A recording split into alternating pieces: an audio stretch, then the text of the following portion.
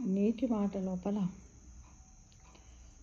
జన్మ ఎందుకు అనే దాని గురించి తెలుసుకుందాం. జన్మ ఎందుకు? ఈ ప్రశ్న మనకే కాదు, పూర్వం ఋషులకు మునులకు కూడా అంతుపట్టలేదట.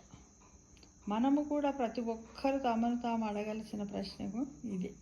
అయితే మళ్ళీ మళ్ళీ మానవులుగా పుట్టకుండా ఉండటానికి, అంటే మోక్షం పొందటానికి అని ఉపనిషత్తులు, భగవద్గీత తెలిపాయి. అయితే మోక్షము సాధించకపోయినా సాధించటానికి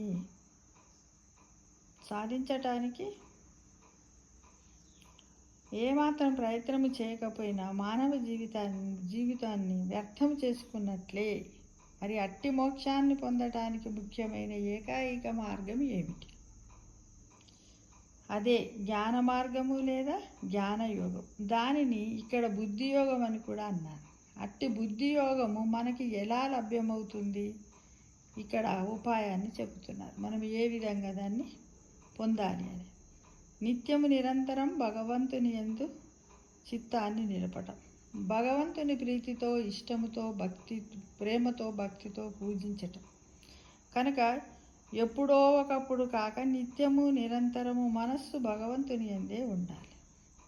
అది ప్రీతితో, భక్తితో, ప్రేమతో నింపాలి. భజించాలి, సేవించాలి, స్మరణ చెయ్యాలి. ఇలా ప్రీతితో సేవించిన వారికి ఫలంగా భగవంతుడు బుద్ధి యోగాన్ని ప్రసాదిస్తాడు. ఈ బుద్ధి యోగం వల్లనే జీవుడు తన యథార్థ స్వరూపము ఆత్మయని, పరమాత్మయని గ్రహించి జీవాత్మ పరమాత్మల ఏకత్వాన్ని సాధించి ఈ జీవ బ్రహ్మైక్యత ద్వారా సమస్త దుఃఖాన్ని నివృత్తిని, శాశ్వత ఆనంద ప్రాప్తిని పొందుతాడు. అందుకే ఇది బుద్ధియోగం అని అంటున్నారు.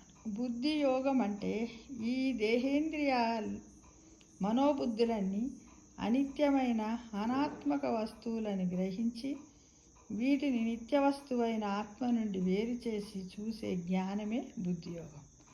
ఇలా వేరు చేసి చూసే శక్తి బుద్ధి వల్లనే కలుగుతుంది. ఇలా వేరు చేసి చూసే శక్తి బుద్ధి వల్లనే కలుగుతుంది. అందుకే ఇది బుద్ధియోగం అని అన్నారు అని మన ఋషులు అందరూ చెబుతున్నారు. కాబట్టి అందరం కూడా మనం ఏం చేయాలి? ఎల్లవెల్లలా పరమాత్మ పైన మనము భగవంతుణ్ణి ధ్యానిస్తూ, స్మరణ చేస్తూ ఎల్లవేళలా మనస్సును ప్రేమతో, భక్తితో, ముక్తితో, యుక్తితో ఎప్పుడు లేచినా, ఎప్పుడు చేసే మనస్సుతోటి నామస్మరణ చెయ్యాలి. ఫ్రెండ్స్, అందరం అలా చేద్దామా? మరి చేద్దాం తప్పకుండా. శుభమస్తు. సమస్త లోక సుఖినో భవంతు. జై శ్రీరామ్.